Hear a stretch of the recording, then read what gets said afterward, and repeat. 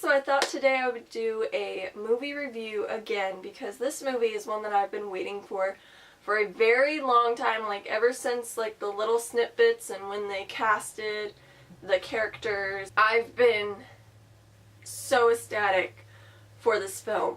So I wanted to talk about it. I have done one other movie related video before, and that was for Kingsman and the Golden Circle. So if you guys haven't checked that out, go ahead and check that out. In this video, we're going to be talking about my friend Dahmer.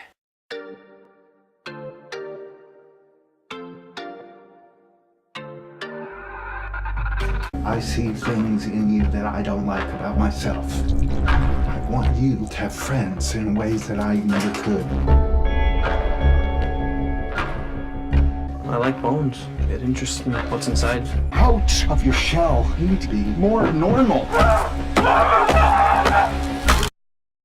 I'm the crazy person that loves watching documentaries on either cult leaders or serial killers or like those people that like, oh, they would never murder someone, and then it's like, oh, here's the story behind why they did. And Jeffrey Dahmer was one that I have seen several documentaries on, and there's been like phases where I've been like, oh, I haven't seen that one, I should watch that one. And it's like, even if I've already seen it, I'm still gonna rewatch it because I'm just so like intrigued by it, I guess. It's just like fascinating in all the wrong ways, I guess, and I get more like chills and like disgust from watching documentaries than I do from like horror movies nowadays. So you could say I know a lot about Jeffrey Dahmer. So when I saw this movie was coming out, I was like, this will be so like scary, and I was just so excited for this movie. Right off the bat, after seeing the movie, I made a tweet and it semi blew up. I definitely never get that many likes on a regular basis. And actually the official movie Twitter page reposted it, and I thought that that was pretty cool. But basically what I was saying was, it's not what I was expecting. Like the ending especially was like kind of a letdown. It's not how I thought that they would end it. Ross Lynch did a fantastic job. I loved reading about how like the director in the movie would tell him like, you gotta take the glasses off, I can't talk to you, or like how uncomfortable some of the set people were just filming him because of how into it he was and how he kind of like became Dahmer on set. He was antisocial, he didn't talk to anyone. You could definitely see in the movie how much effort he put towards this role, and I think that he did a really fantastic job. I couldn't picture anyone else really portraying Dahmer. I thought maybe when I saw the movie somebody would pop into my head, but I was like so like convinced that he was Dahmer. This role will definitely get him out there and get him casted in some more maybe mainstream movies. This one wasn't really mainstream. This movie was an indie movie, so it's only playing for a week near me, and I think 4 other places in Ohio, but they are all like an hour to 3 hours away from me. I am from Ohio, which is another reason why Jeffrey Dahmer is like one of the first people to come to mind, or like maybe why I'm more intrigued by him than others, since he is also from Ohio. And this movie was filmed in Ohio because it was actually filmed at Dahmer's house, which I thought was so like crazy, like awesome that they managed to do that. And I think it was really creepy. Like it really made the movie more like chilling, it being in the real house. The movie isn't meant to be gory. I think there was a lot of people who were disappointed with it because they thought it was going to be like gory, you know, Jeffrey Dahmer. Whoa! But this is about Dahmer before Dahmer, if that makes sense. What slowly made him become who he is, and his environment with school and bullying, or at home with an abusive parent relationship. Like, I watched a video and it was, somebody quoted it as, what makes a serial killer? And I honestly believe that there's a lot of environmental elements that determine who a person becomes and why. Like, if you are going to that movie expecting gore, expecting disgust and like awesome rated R stuff, yeah, you're gonna be disappointed because there's really nothing there at all. This movie, like I said, is more mentally chilling than anything. It's meant to make you uncomfortable. There were definitely some scenes that made me uncomfortable, made me like look away for a little bit, because it was like this actually happened. This is a true story, and it's sickening in those ways, but I think the movie was beautifully shot. I think the way that they filmed it was amazing. The props, the setup was all really good. I think that the actors were all amazing. But if you know Jeffrey Dahmer, and you know what he did and when he did it, or you know about his first killing, then this movie will be a little bit of a letdown for you, because the suspenseful moments, or like the moments where the average person thinks that something's gonna happen, if they have no experience with Jeffrey Dahmer, they're gonna be disappointed, because it's not how it goes. So yeah, I'm not gonna try and like say it though, because like if you don't know who Jeffrey Dahmer is and you do want to watch this movie, I don't want to like spoil it for you.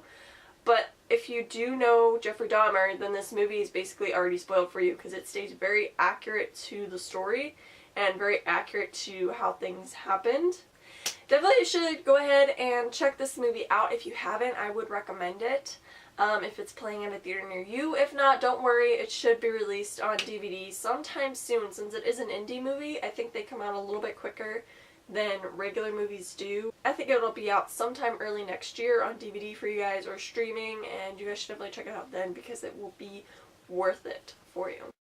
So now I'm going to get into some of the spoilers. I'm going to give away some elements in the movie, but again, if you know Jeffrey Dahmer, then these aren't really spoilers for you, I guess. So they keep accurate with the jogger part. When you think he's finally going to kill the jogger, he obviously doesn't, because the jogger doesn't go jogging that day. That is an accurate event. That is what happened. He was set up to finally enact on his fantasies, which they kind of did in like a little twisted way by showing his body in the bed and then Dahmer like cuddling him.